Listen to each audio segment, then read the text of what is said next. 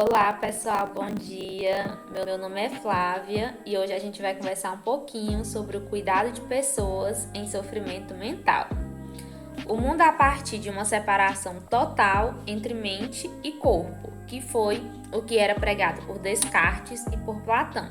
Descartes separava totalmente, dissociava totalmente mente e corpo, como se houvesse essa dissociação e como se fossem organismos independentes.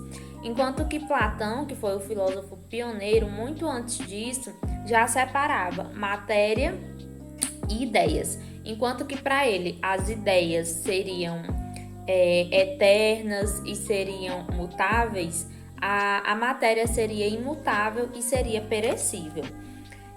Trazendo para o pensamento de hoje, quando uma pessoa fala, fulano não tem nada, é só psicológico, é retratado, é sentido nessa fala a dissociação entre mente e corpo, como se o psicológico dele não afetasse em todos os outros diversos organismos do corpo dele.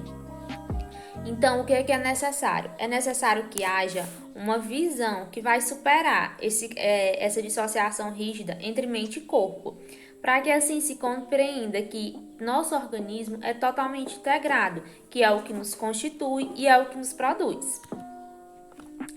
Ainda em relação a essa dissociação, existe a diferença, que, por exemplo, existem pessoas que sofrem e não estão doentes ou enfermas, e existem pessoas que podem estar gravemente doentes ou enfermas, mas que mesmo assim não estão em sofrimento.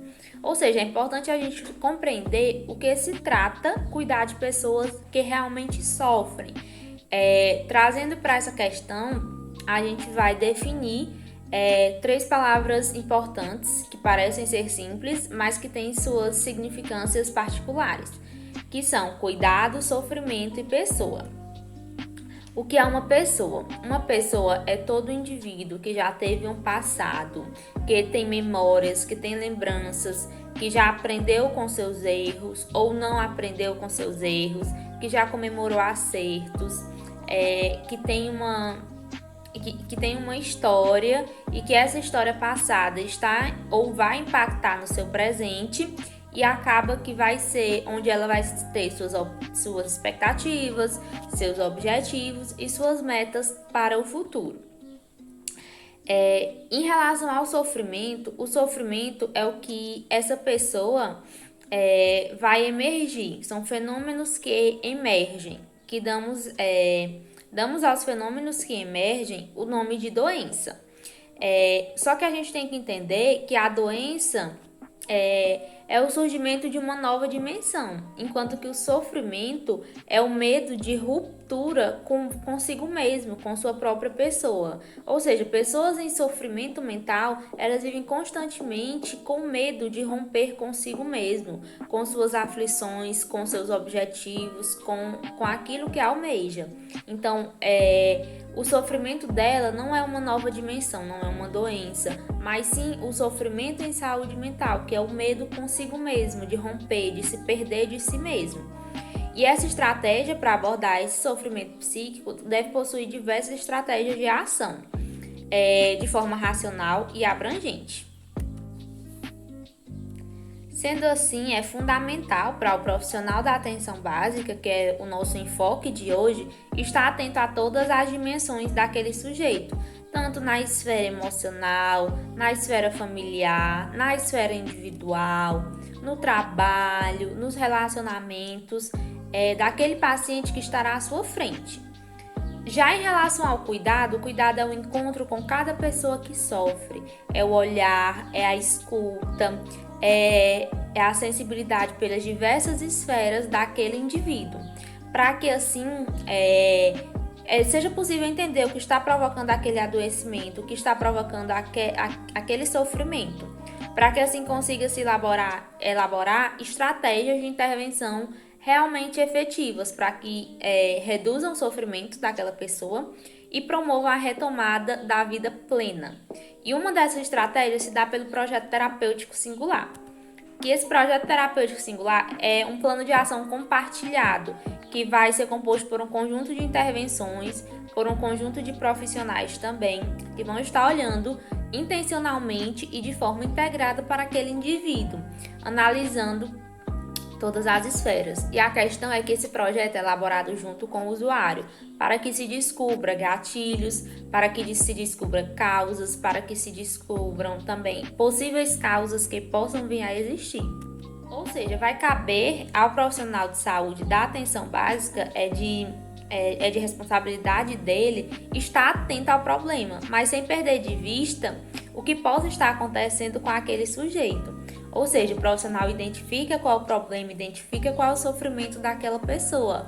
Porém, ele tem que estar atento a todas as outras esferas que cercam e que estão ao redor daquele paciente.